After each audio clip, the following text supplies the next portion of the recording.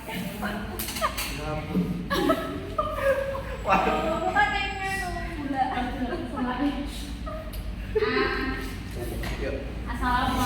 warahmatullahi wabarakatuh. Waalaikumsalam warahmatullahi wabarakatuh.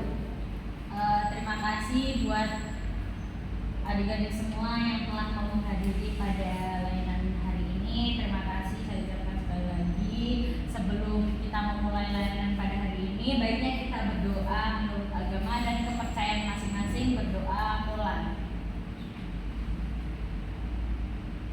Berdoa selesai.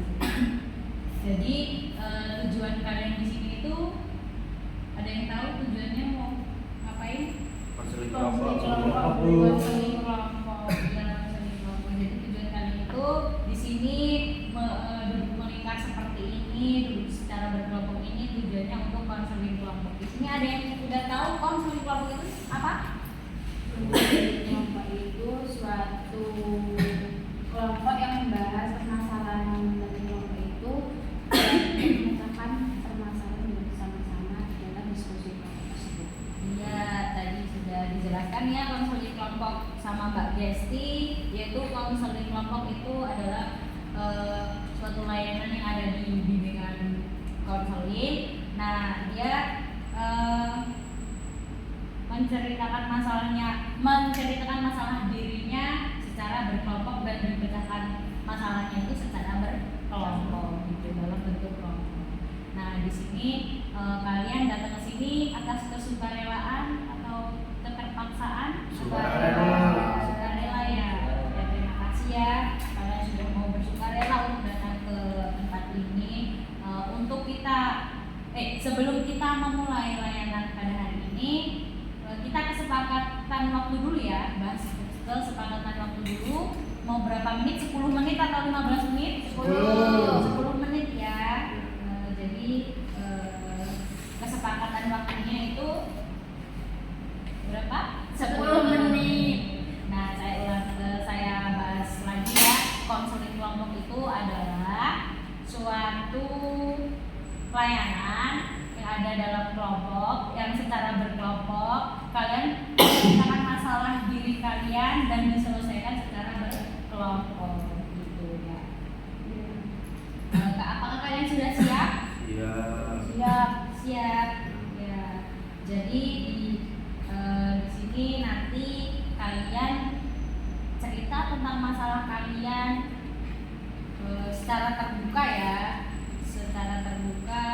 terus dan di sini kita secara berkelompok kita harus bisa jaga rahasia tentang masalah-masalah pada diri kalian semua ini dijaga. Itu ya. Sepakat ya. Langsung dimulai dari Mas Arya. Ada permasalahan apa dalam dirinya? Iya, Mas Arya mau berhenti merokok. Terus Mas Ayu? Trauma. Terus Mbak Erika? Nggak pernah diapresiasi oleh orang tuanya. Iya. Terus Mbak Gesti? Bully. Oh, Mbak Gesti dibully. Jadi tadi kalian sudah menceritakan masalah kalian. Kalian sudah mengungkapkan masalah kalian. Tadi Mas Arya mau berhenti merokok, terus Mas Ayu trauma, terus Mbak Erika tadi tidak diapresiasi oleh orang tuanya, terus bagian tadi bully. Di sini kita akan membahas masalah siapa ya yang paling urgent gitu. Kurang apresiasi. Bisa dibully juga sih Bu, bullying juga sih. Bully ya. Ya, bully aja Bu. Ya, jadi tadi kan permasalahan bully itu dari Mbak Gesti ya. Iya. Coba Mbak Gesti ceritakan permasalahan tentang yang dibully itu seperti apa? Mbak Gesti silakan. Jadi itu saya dibully waktu SD Bu. Waktu SD saya dibully SD kelas 4. Nah, itu tuh di dalam kelas kan pertemanan laki sama perempuan kan udah beda ya Bu ya. Terus di dalam pertemanan itu ada ketua gengnya, ketua geng cewek. Nah, itu tuh ketua geng cewek itu kalau mau berangkat sekolah tuh harus ke rumahnya si itu dulu. Kalau nggak ke rumahnya si itu dulu tuh nggak ditemenin. Nah waktu itu aku tuh nggak punya sepeda kan Bu. Terus abis itu kan aku nggak pernah ke rumahnya si itu, jadi aku nggak ditemenin sama dia. Di situ kalau aku waktu ke kantin gitu jam istirahat, dia tuh ngerjain aku, pulpen dia tuh dimasukin di tas aku. Ntar pas aku waktu ke kelas dia tuh langsung heboh gitu, pulpennya tuh hilang, semua tas tuh digeledah sama dia, ternyata di tas aku gitu. Terus aku dituduh-tuduh sama semua itu. Habis itu sering itu hampir setiap hari dia selalu masukin barang yang dia punya ke tas aku. Terus kalau aku pakai sepatu baru itu dia selalu nyoret-nyoret sepatu aku, dicoret-coret sama pulpen sampai gak kelihatan sepatu Bu. Terus kalau aku pakai tas baru itu sama dia ya dicoret-coret gitu. Terus habis itu aku minta sepeda sama bapak aku biar aku ini ditemenin. Kan waktu dicoret-coret itu kan aku nggak bilang sama orang tua aku karena kan takut orangnya, takut pokoknya tambah takut dibully sama dia. Aku minta sepeda sama orang tua aku, habis itu dibeliin. Aku ke rumah dia kalau waktu sekolah, ternyata tetap nggak ditemenin, tetap sendiri. Habis itu terus-terusan kayak gitu. Aku laporin ke mbak aku karena aku nggak kuat. Terakhir aku laporin tuh karena tuh kan main lompat itu tabu di dalam kelas. Nah itu tuh aku tuh ikutan, dan waktu aku mau loncat ini loh sila kepala sini tuh sama dia tuh dijegal gitu kaki aku. Jadi aku tuh pipiku dulu yang jatuh jadi biru toh. Nah semenjak itu orang tua aku langsung curiga, kok kamu nih kayak gitu toh. Terus aku ditanyain siapa yang selalu apa itu nakalin kamu. Terus bilang itu sama mbak aku di apa itu ke rumahnya, dilabrak, dimaki-maki. Dan dimaki-maki pun tuh anaknya tuh tetap bully aku terus-terusan, pokoknya nggak kapok. Padahal itu bolak-balik dimarahin sama mbak aku, sampai dicegat di jalan juga pernah, tapi nggak kapok anaknya. Tapi dendamnya cuma sama aku, nggak tahu sampai kelas 5. Terus semester 2 kelas 5 itu tuh aku tuh temenan sama kakak kelas 6. Terus temenan gitu, aku kan ada yang jagain jadinya. Jadi itu dia udah berhenti gak bully aku karena aku ada yang jagain gitu, ada yang ngelindungi. Di situ kalau di tempat lain itu di ngaji itu aku itu dibully. Padahal kan tuh udah besar ya Bu, udah SMA itu kan, udah SMA itu di ngaji kan, yang besar kan cuma sedikit toh, cuma yang ngajar aja. Nah itu tuh sebenarnya ngajar semua loh, tapi kan itu dia tetap jauhin aku karena dari dulu, dari SMP dia kalau aku pakai baju baru gitu aku disindir, ini. Terus nyindirnya tuh keras itu. Terus kalau aku pakai motor baru gitu disindir-sindir sampai berbahan, nggak ditemenin, dikucilin gitu. Walaupun aku baik sama dia tapi tetap dikucilin. Tapi walaupun dia begitu tetap minjem barang aku, tetap minjem apa itu baju aku, tetap minjem helm aku kalau dia mau keluar gitu. Jadi kalau di ngaji itu sampai sekarang dia nggak mau beli. Kalau sekarang kan tetap itu loh, tetap nggak akur gitu, tetap sensi sama aku. Kalau di jalan gitu ya udah diem-dieman ngapa, padahal kan cuma tetangga dekat, saudara aku kan. SD itu udah nggak sama dia. Kalau di ngaji itu beda teman. Oh beda teman lagi. Beda teman. Terus yang teman SD itu masih hidup juga? Hidupnya hancur. Hidupnya udah nggak jelas dia. Oh iya. Kalau di ngaji itu ya saudara aku, cuma tetangga loh. Dia baik depan tapi busuk di belakang gitu, tetap rasan-rasan. Terus terakhir ini aku kan pakai ngaji toh. Dia tuh tiba-tiba bilang kayak gini pas aku mau pulang, warna bajumu loh kayak jemuran gitu. Terus terus ya kan udah kuliah ya Bu ya, udah besar. Terus tak jawab, ya apa sih, kan kamu nggak mampu beli, tak gituin. Karena aku udah jengkel kan Bu. Aku kan dari dulu kan nggak pernah nggak pernah menjawab, diam aja. Kan karena kan aku kan ada yang maksudnya teman yang akrab sama aku, jadi dia selalu nggak usah didengerin loh itu. Sebenarnya cuma bayi di belakang, kalau apa ya di belakang, tapi kalau aku pakai apapun itu tuh tetap dijauhi. Terus minjem duit itu nggak balikin. Kalau minjem baju itu tuh ya nggak dibalikin. Jilbab kalau masih dipinjemin tapi sekarang enggak, semenjak kuliah ini sih. Iya, helm gitu kalau dia udah tua sama pacarnya, baju, tas itu sering.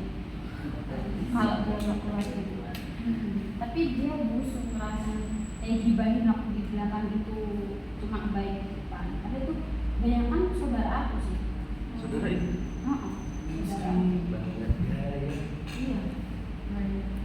Udah itu dari cerita Mbak Desti tadi ada yang mau menanggapi? Ya, yang masih menanggapi sabar sih Bu. Sampai sini dulu, ibaratnya tuh badan tuh remuk ya, nggak apa-apa lah. Tapi itu nggak bagus, guys, Mbak Desti. Jadi sabar itu ada. Memang sabar itu nggak ada batasnya. Tapi namanya sabar itu kayak kita ini di samudra gitu. Kita sabar di samudra tetap layar itu mati loh. Iya. Tetap harus ada tepian untuk. Iya, soalnya aku orangnya kalau nggak ada yang lindungi nggak berani. Karena ada Allah. Maksudnya yang rangkul aku kalau nggak ada yang perlindungan dari aku nggak berani ngelakuin. Ya tetap aku balik sama orang itu gitu. Sifatnya sih harus berubah.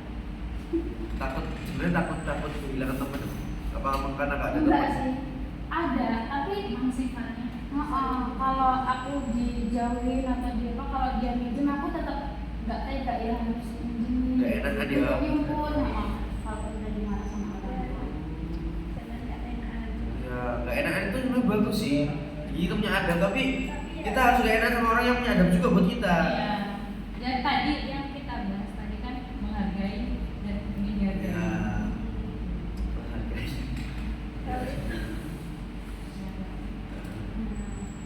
Dan tadi Mbak Desti udah ini belum menjalankan solusinya seperti apa gitu solusinya.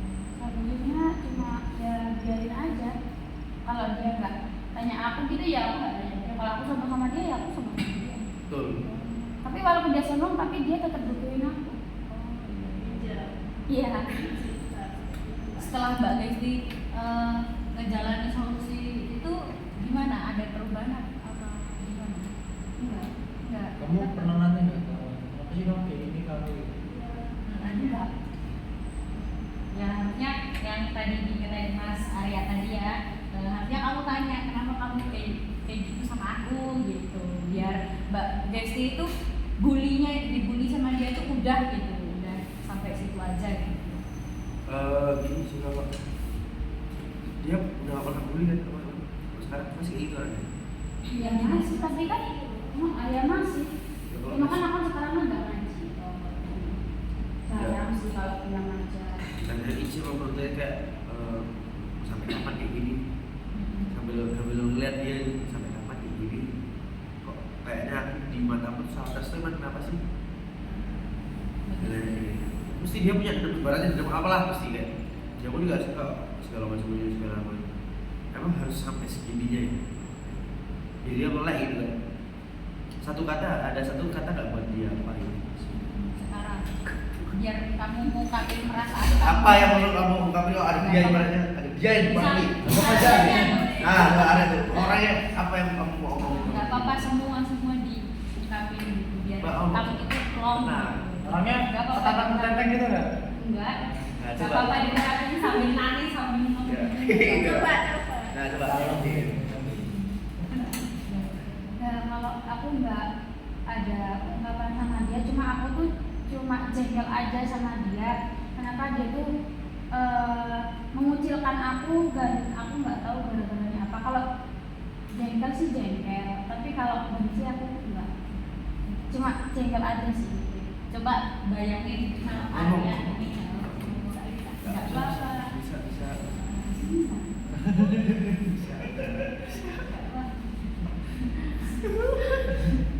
Gak apa-apa biar plong gitu pikiran Mbak Desti kan sampai sekarang kan itu di dunia gak apa-apa. Bayangin Mas Arya ini si cewek itu terus kamu mau ngomong apa sama cewek itu gitu. Ih, dasarnya kamu nggak tahu diri, nggak tahu malu, terus cuma inget aku tuh cuma pas butuhnya aja. Ngomong bahasa Jawa nggak apa-apa. Oh, Nggak iya. apa-apa, nggak apa-apa. Ya pokoknya itu aja sih. Gak mampu untuk mengutarakan. Saking numpuk dari hasil. Gimana nanti kuliah jadi bahasa kotor? Mumpung ada yang ini maksudnya kan sesi konseling kan jarang-jarang kamu ada di sesi konseling seperti ini gitu ya, kamu bisa ungkapin perasaan kamu gitu. Bayangin kalau si Arya ini si cewek itu gitu, kamu mau ngomong apa terserah biar pikiran kamu sama hati kamu tuh biar gitu, nggak apa-apa pakai bahasa kamu sendiri, pakai itu cara kamu sendiri seperti apa gitu. Coba nggak apa-apa guys. Nggak usah malu kan, kita di sini saling menjaga rahasia. Dipukul ke Saya pola aja kalau saya mau tanya. Nggak apa-apa. Kan kita jarang-jarang. Ini gak bisa diungkapin sih sama Desti. Ya, Iya guys. sih, soalnya aku orangnya Bener-bener. nggak, iya sih, soalnya bener. Tapi kalau dendam banget nggak, cuma jengkel aja. Langsung aja. Iya, cuma nggak naruh dendam sama dia. Oh iya, bagus.